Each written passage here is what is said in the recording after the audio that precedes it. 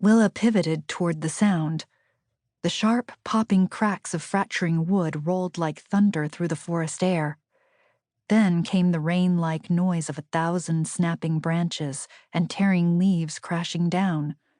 When the massive trunk finally struck the ground, the earth shook beneath her bare feet.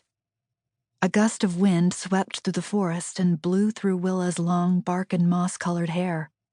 And as the realization of what had just happened sank into her mind, her chest filled with pain.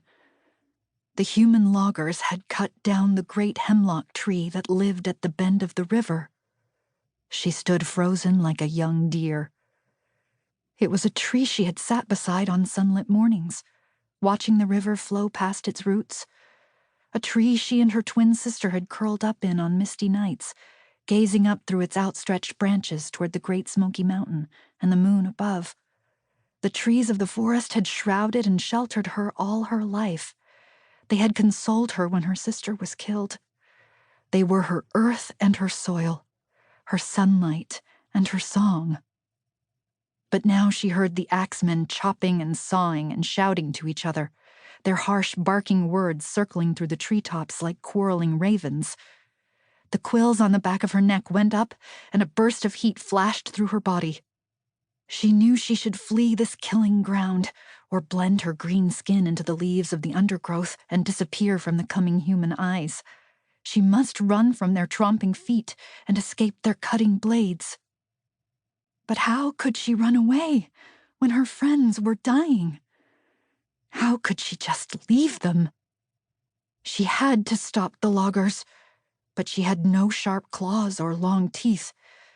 She had no weapons or ability to fight. She didn't hurt living creatures. She helped them. The human loggers had jagged metal saws, axes, knives, guns, animals in chains, vast metal contraptions for dragging murdered trees from the forest, and black, steaming beasts that rolled on long, gleaming tracks. She was a lone 13-year-old Faeran girl without a clan. How could she fight the men of iron? The crash of another tree broke like a wave through the forest, the wind of it brushing her cheek. Her heart pounded in her chest. She knew she couldn't protect the trees the way they had protected her.